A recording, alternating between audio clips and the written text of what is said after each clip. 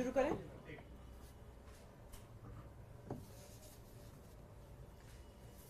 आज election commission of India ने मेरी एक प्रेस कॉन्फ्रेंस पर मुझे नोटिस भेजा। ये भारतीय जनता पार्टी की 4 अप्रैल की एक शिकायत पर आधारित है। तो 4 अप्रैल को भारतीय जनता पार्टी शिकायत करती है। 5 अप्रैल को 11:15 पर सभी न्यूज चैनल्स पर फ्लैश होता है कि इलेक्शन कमीशन ऑफ इंडिया ने आम आदमी पार्टी की नेता आतिशी को नोटिस भेजा। हर चैनल पे ये न्यूज चलने के बाद 11:15 पर यह न्यूज टीवी पर चलती है और उसके आधा घंटा बाद 11:45 पर मुझे एक्चुअली नोटिस मिलता है। नोटिस मुझे ईमेल किया जाता है। इसका मतलब इलेक्शन कमीशन ऑफ इंडिया के नोटिस की खबर पहले भारतीय जनता पार्टी मीडिया में प्लांट करती है, उसके बाद election commission of India notice देती है। आज मैं इस देश की इलेक्शन कमीशन से पूछना चाहती हूं, क्या आप भारतीय जनता पार्टी का एक अनुषांगिक संगठन बन गए हैं?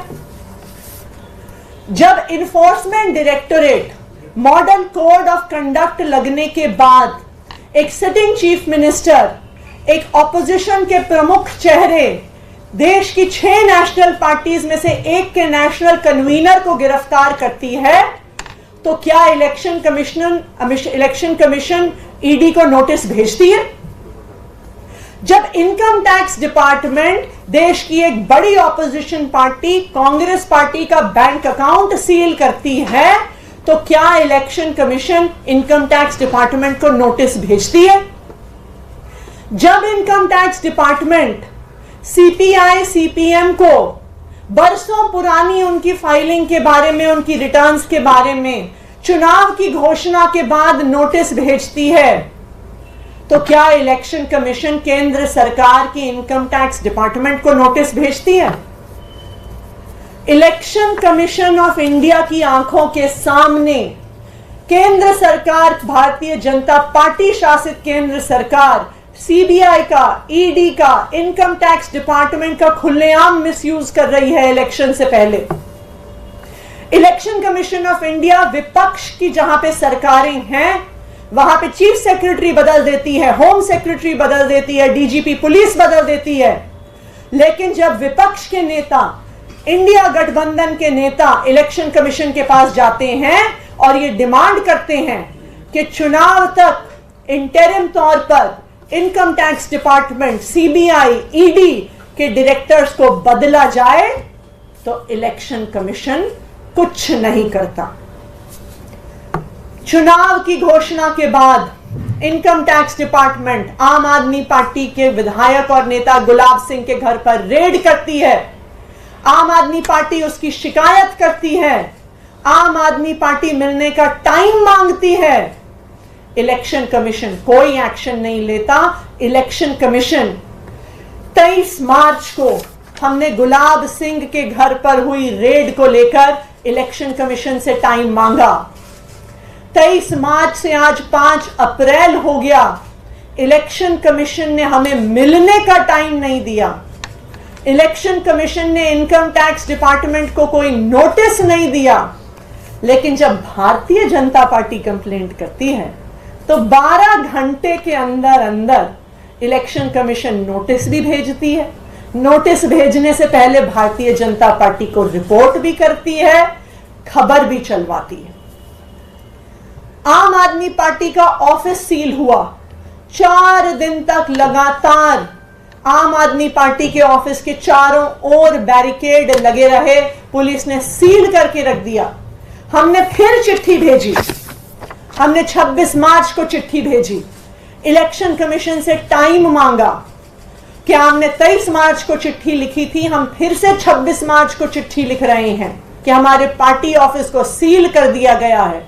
हमारे पार्टी के नेता नहीं पहुंच पा रहे, हमारे पार्टी के कैंडिडेट नहीं पहुंच पा रहे, लेकिन इलेक्शन कमीशन ने टाइम नहीं दिया, इलेक्शन कमीशन ने दिल्ली पुलिस को नोटिस नहीं दिया।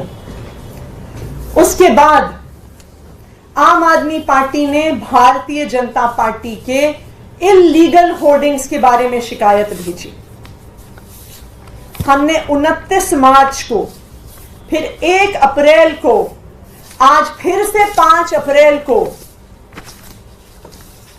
हमने बार बार इलेक्शन कमीशन को भारतीय जनता पार्टी के मॉडल कोड ऑफ कंडक्ट के वायलेशंस पर, उनके आपत्तिजनक पोस्टर्स पर, उनके इल्लीगल होर्डिंग्स पर चिट्ठियां भेजी, लेकिन ना 29 मार्च को, ना 1 अप्रैल को और ना आज इलेक्शन कमीशन ने भारतीय जनता पार्टी को कोई नोटिस नहीं भेजा। तो आज ये देश के लिए चिंता का विषय है कि इलेक्शन कमीशन ऑफ इंडिया, जिसकी जिम्मेदारी है नॉन पार्टिजन होना, जिसकी जिम्मेदारी है फ्री एंड फेयर इलेक्शन करवाना, जिसकी जिम्मेदारी है लेवल प्लेइंग फील्ड देना, आज उस इलेक्शन कमीशन की न्यूट्रलिटी पर सवाल उठ रहा है।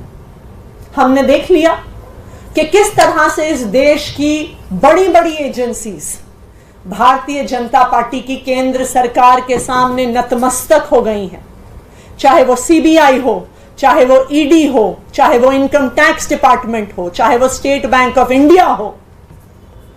लेकिन आज मैं इलेक्शन कमीशन से अपील करना चाहती हूं कि आपको इस देश के संविधान ने एक बहुत बड़ी जिम्मेदारी दी है। इस देश के संविधान ने आपको इस देश के लोकतंत्र को बचाने की जिम्मेदारी दी है।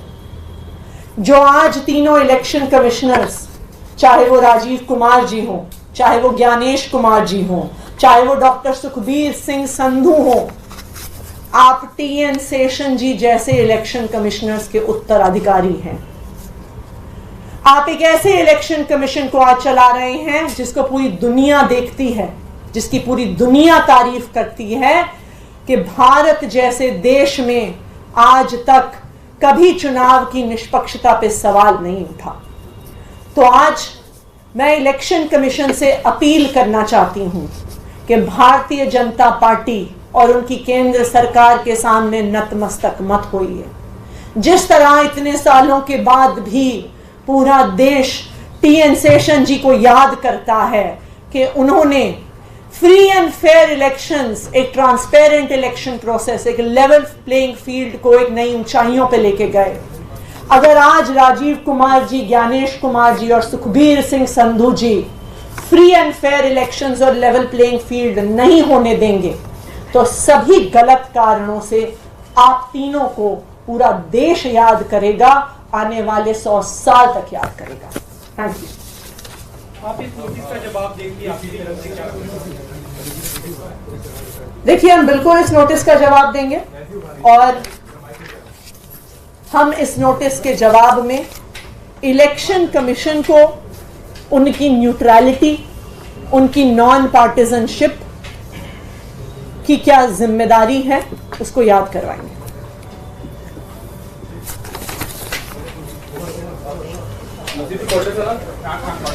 हाँ जी, शुरू करें।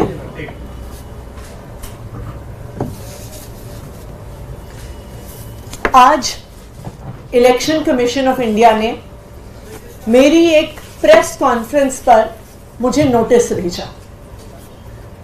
ये भारतीय जनता पार्टी की 4 अप्रैल की एक शिकायत पर आधारित है।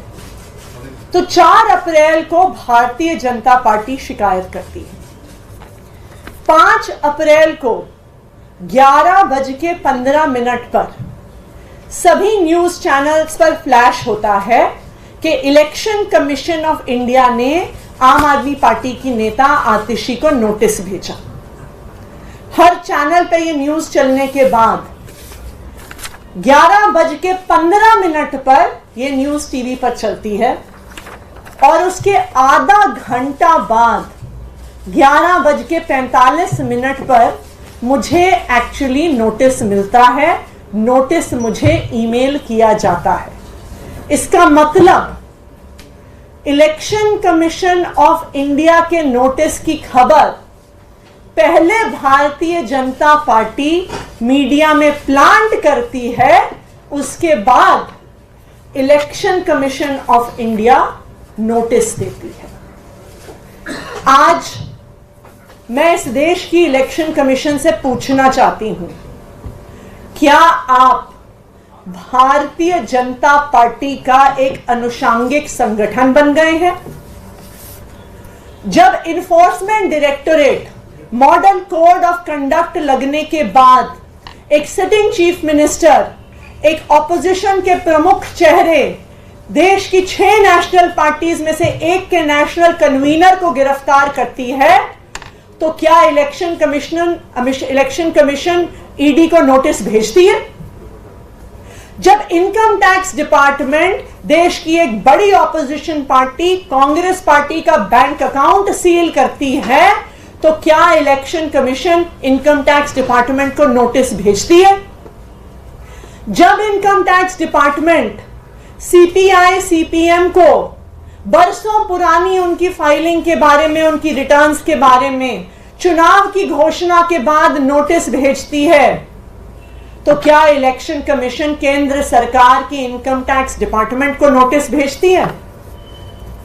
इलेक्शन कमीशन ऑफ इंडिया की आंखों के सामने केंद्र सरकार, भारतीय जनता पार्टी शासित केंद्र सरकार सीबीआई का, ईडी का, इनकम टैक्स डिपार्टमेंट का खुलेआम मिसयूज कर रही है इलेक्शन से पहले। इलेक्शन कमीशन ऑफ इंडिया विपक्ष की जहां पे सरकारें हैं, वहां पे चीफ सेक्रेटरी बदल देती है, होम सेक्रेटरी बदल देती है, डीजीपी पुलिस बदल देती है, लेकिन जब विपक्ष के नेता, इंडिया गठबंधन के नेता इलेक्शन कमीशन के पास जाते हैं और ये डिमांड करते हैं कि चुनाव तक इंटरिम तौर पर income tax department, CBI, ED के डायरेक्टर्स को बदला जाए, तो इलेक्शन कमीशन कुछ नहीं करता। चुनाव की घोषणा के बाद इनकम टैक्स डिपार्टमेंट आम आदमी पार्टी के विधायक और नेता गुलाब सिंह के घर पर रेड करती है। आम आदमी पार्टी उसकी शिकायत करती है, आम आदमी पार्टी मिलने का टाइम मांगती है। इलेक्शन कमीशन कोई एक्शन नहीं लेता। इलेक्शन कमीशन 23 मार्च को हमने गुलाब सिंह के घर पर हुई रेड को लेकर इलेक्शन कमीशन से टाइम मांगा। 23 मार्च से आज 5 अप्रैल हो गया, इलेक्शन कमीशन ने हमें मिलने का टाइम नहीं दिया। इलेक्शन कमीशन ने इनकम टैक्स डिपार्टमेंट को कोई नोटिस नहीं दिया।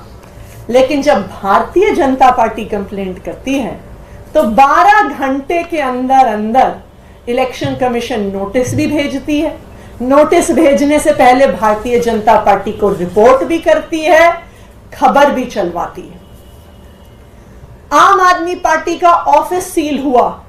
4 दिन तक लगातार आम आदमी पार्टी के ऑफिस के चारों ओर बैरिकेड लगे रहे, पुलिस ने सील करके रख दिया।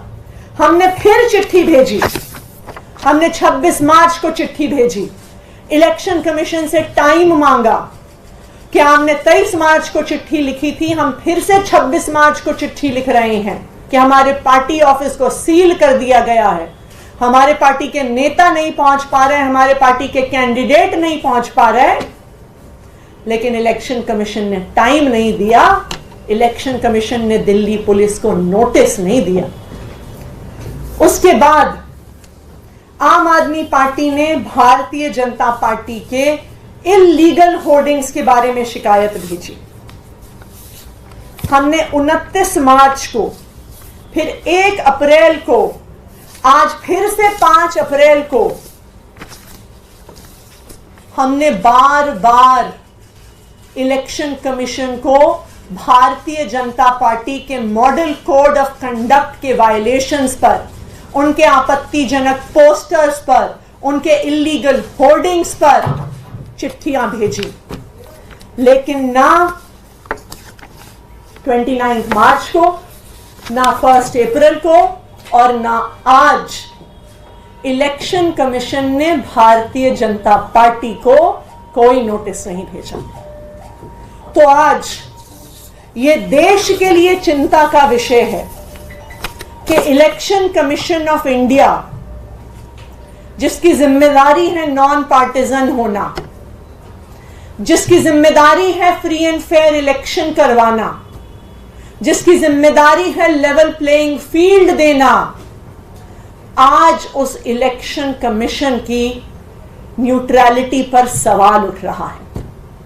हमने देख लिया कि किस तरह से इस देश की बड़ी बड़ी एजेंसीज भारतीय जनता पार्टी की केंद्र सरकार के सामने नतमस्तक हो गई हैं, चाहे वो सीबीआई हो, चाहे वो ईडी हो, चाहे वो इनकम टैक्स डिपार्टमेंट हो, चाहे वो स्टेट बैंक ऑफ इंडिया हो। लेकिन आज मैं इलेक्शन कमीशन से अपील करना चाहती हूं कि आपको इस देश के संविधान ने एक बहुत बड़ी जिम्मेदारी दी है। इस देश के संविधान ने आपको इस देश के लोकतंत्र को बचाने की जिम्मेदारी दी है। जो आज तीनों इलेक्शन कमिश्नर्स, चाहे वो राजीव कुमार जी हो, चाहे वो ज्ञानेश कुमार जी हो, चाहे वो डॉक्टर सुखबीर सिंह संधू हो, आप टीएन शेषन जी जैसे इलेक्शन कमिश्नर्स के उत्तराधिकारी हैं। आप एक ऐसे इलेक्शन कमीशन को आज चला रहे हैं जिसको पूरी दुनिया देखती है, जिसकी पूरी दुनिया तारीफ करती है कि भारत जैसे देश में आज तक कभी चुनाव की निष्पक्षता पे सवाल नहीं उठा। तो आज मैं इलेक्शन कमीशन से अपील करना चाहती हूं कि भारतीय जनता पार्टी और उनकी केंद्र सरकार के सामने नतमस्तक मत होइए। जिस तरह इतने सालों के बाद भी पूरा देश टीएन शेषन जी को याद करता है कि उन्होंने फ्री एंड फेयर इलेक्शंस, एक ट्रांसपेरेंट इलेक्शन प्रोसेस, एक लेवल प्लेइंग फील्ड को एक नई ऊंचाइयों पे लेके गए। अगर आज राजीव कुमार जी, ज्ञानेश कुमार जी और सुखबीर सिंह संधू जी फ्री एंड फेयर इलेक्शंस और लेवल प्लेइंग फील्ड नहीं होने देंगे तो सभी गलत कारणों से आप तीनों को पूरा देश याद करेगा, आने वाले 100 साल तक याद करेगा। Thank you.